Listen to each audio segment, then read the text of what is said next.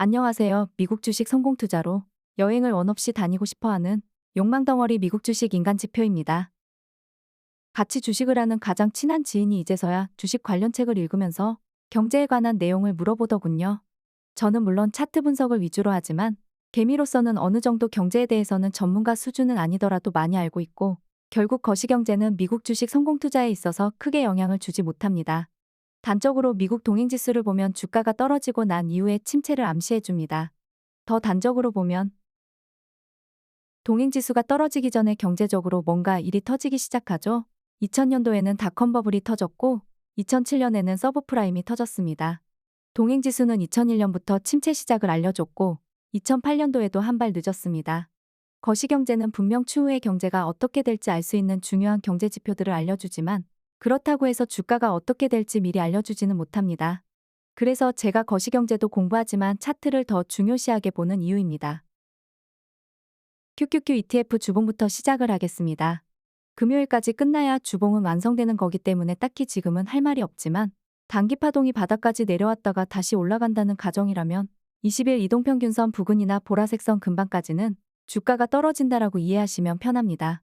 이걸 일봉으로 봐도 패턴은 동일합니다. 다만 주봉과 일봉은 주가의 갭 차이가 심합니다. 월봉으로 따지면 더 심할 테고요. 같은 보라색 라인까지 떨어진다고 해도 일봉으로는 고점 대비 마이너스 3%라고 가정하면 주봉에서는 마이너스 9%, 월봉에서는 마이너스 30% 이런 순입니다. 일봉으로 넘어왔습니다. 단기 파동이 바닥을 찍었습니다. 결국 보라색 선을 터치하고 위로 반등할지 아래로 내려갈지 고민 중입니다. 만약에 조정장으로 간다면 60일 이동평균선까지 밀릴 테고 조정장이 아닌 눌림목이라면 6월 21일 보험 매수라고 지정한 곳에서 크게 떨어져 봤자 마이너스 1%에서 마이너스 2% 내외까지 떨어진 후 반등을 세게 할 겁니다. 현재 버티는 힘이 정말 고점을 갱신하려는 힘인지는 목요일이나 금요일에 종가 기준으로 2% 이상 상승하면 고점을 갱신하려는 힘이구나 라고 그때 태세 전환을 해도 무방합니다. 물론 아직까지 제 입장에서는 아닐 거라고 보고 있지만요. 지금 시점에서 바로 고점을 갱신하려는 힘이었다면 단기 파동이 V자 형태로 치고 올라갔어야 하는데 바닥에서 흐지부지하게 버티고 있는 상황입니다. 이럴 때는 단기 파동 기준으로 2차 바닥이 나올 확률이 매우 높습니다. 단기 파동 기준이기 때문에 주가를 연동해서 보시면 안 됩니다.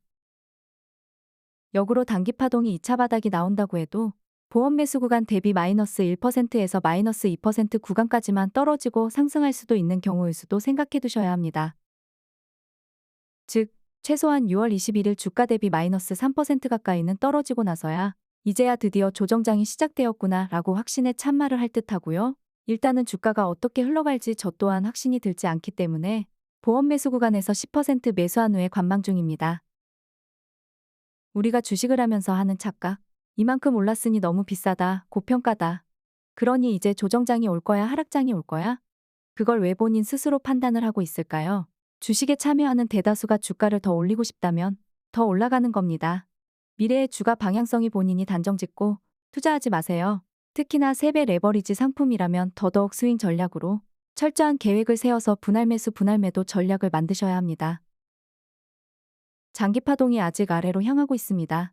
목요일에 만약 장기 파동도 위로 치켜 세워서 올라간다? 그러면 마음이 변할지도 모르겠습니다. 하지만 아직은 그런 에너지가 아니라고 판단 중입니다.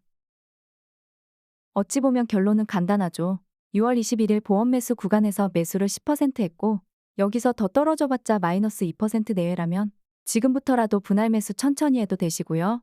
조정이 올 거다라고 확신이 든다면 마이너스 2% 구간에서 5% 정도 매수하고 그 후에 마이너스 3% 구간 이후부터 분할 매수 계획을 제대로 짜시면 됩니다. 단기 파동이 상승을 멈추고 다시 바닥으로 내려올 때까지 보통 2일에서 4일 정도 걸립니다. 이제 남은 날은 목요일, 금요일, 월요일은 오후 1시까지만 열리고요. 화요일은 휴장입니다. 수요일까지 하면 4일이 남았습니다.